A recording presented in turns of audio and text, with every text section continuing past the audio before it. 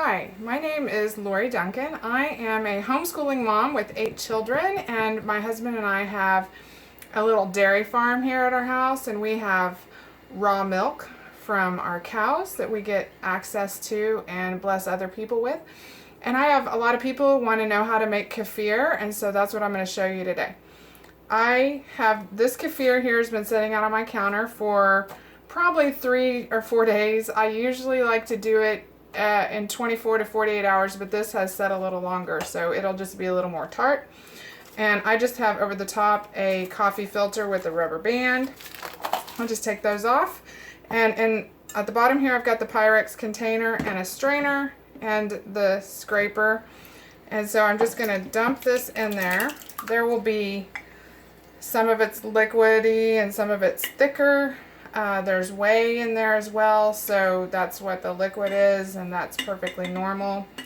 I'm just going to scrape all the stuff out of my jar here. I am not going to worry about washing the jar. Some people do, some people don't. That's totally your preference and up to you. I don't usually do that. And I, by no means, am an expert on how to do kefir.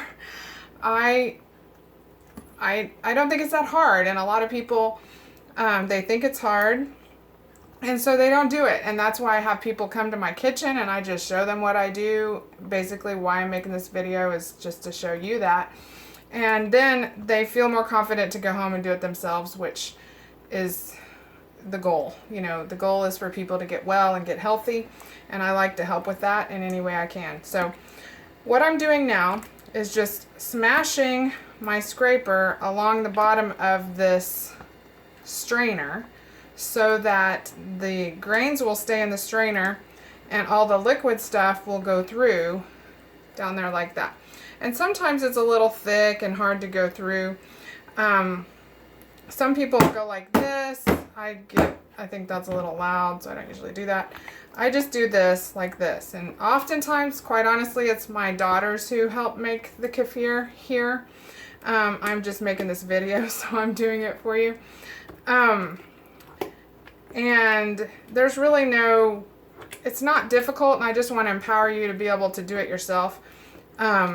You can get, I don't know, there's different schools of thought on if you should use metal to touch your grains and different things, so you'll have to do the research on that. That's up to you. I really am not an expert. I'm just showing you a simple way that we do it and hope that it helps you. So this here, I'm almost done. As you can see here, what's left is the kefir grains. These are what you're going to use to make more.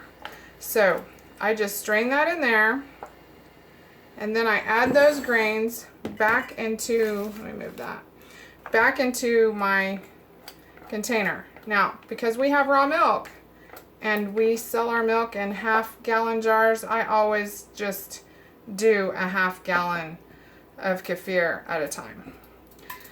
So the ratio really for kefir is 1 tablespoon, let me check my notes here, 1 tablespoon of grains to 1 quart of milk. And you let it culture for 12 to 24 hours. I always do 24 to 48 hours when I'm doing this size jar, and you do not leave it in the fridge, you leave it out on the counter. So I've got the grains out of here. They're in my jar here. I'm going to move this to the side. This is a jar of our raw milk. It's always got the cream separated at the top, so I always give it a little shake. I pour it into here up to about the shoulder of the jar. And again, this is a lot. Some people don't do that much at a time. My family drinks a lot, and so it's just easier for me to do this, and we do this about every other day. That's the goal. So there's a little bit left in this jar. I usually just pour it into a glass for me to drink or somebody here in my family. And so this is the kefir, or kefir. In Oklahoma, we often say kefir, but it's really pronounced kefir, and it's a Russian, it comes from Russia, and that means good feeling. So This is the kefir curd, which is what you're going to drink, or you can add to your smoothies. It is a little bit sour, so I just add that to my jar of milk that I just used. So therefore I'm just washing less things, which is important to me, being a mom of 8, to not make more work for myself if at all possible. So I try to find the easiest route to get things done. So this is going to be washed. This is what we're going to drink. That's the curd. So I put my lid back on it.